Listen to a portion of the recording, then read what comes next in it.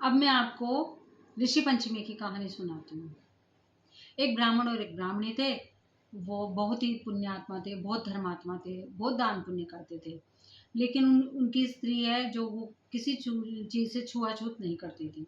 मासिक धर्म आता था तब भी वो घर का सारे कार्य करती थी। और एक बार की बात है कि वो खेतों में काम कर रही थी। काम करते समय वो रजस्वला हो गई और वो है ना सारा घर का काम करती रही। घर आने के बाद भी उसने सब कुछ किया और अपने पति को भी उसने स्पर्श किया। तो है ना इसी ही पाप के कारण वो है ना अगले जन्म में कुतिया बनी।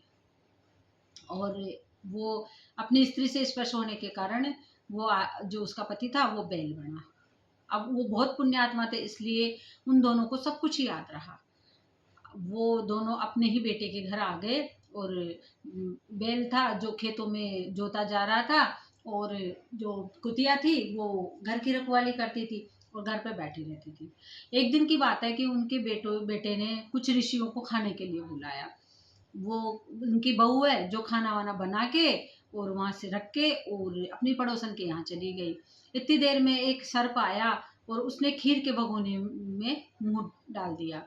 अब वो कुतिया सब कुछ देख रही थी, उसकी बहू को कुछ पता नहीं था। तो कुतिया ने सोचा कि मेरी बहू आएगी, इन ऋषियों को खाना खिलाएगी तो ऋषियों की हत्या का पाप इस पे चढ़ जाएगा। तो उसने क्या किया कि जब भी उसकी बहू आई तो उसके सामने ही उसने उस खीर के भगोने को मुंह लगा दिया।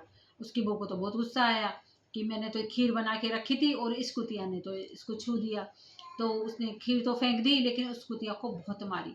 और उस दिन उसका बेटा भी है ना उस बैल से बहुत काम करवाया और उसको खाने को नहीं दिया। कुतिया को भी कुछ खाने को नहीं दिया। रोज तो जो घर में बचता था वो कुतिया को डाल दिया जाता था तो वो पेट भर के खा लेती थी। अब जब रात हुई तो वो दोनों बैठ के और बात करने लगे।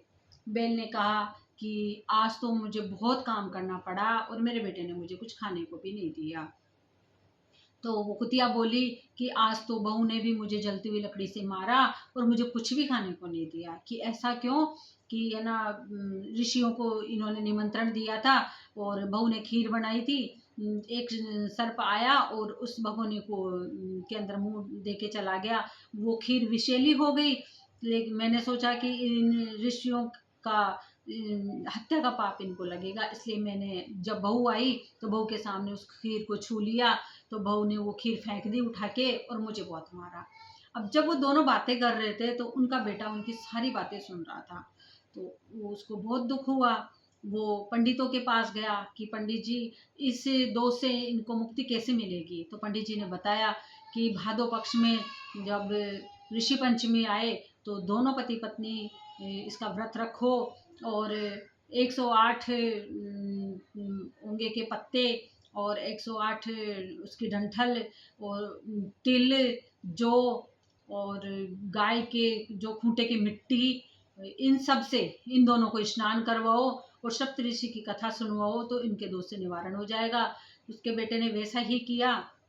उनको तीर्थ स्थान पे लेके गए और जो उन्होंने विधि बताई थी उसी विधि से उनको नहला के उनको सप्तऋषि की कथा सुनाई। तो उन दोनों को इस पाप से मुक्ति मिल गई।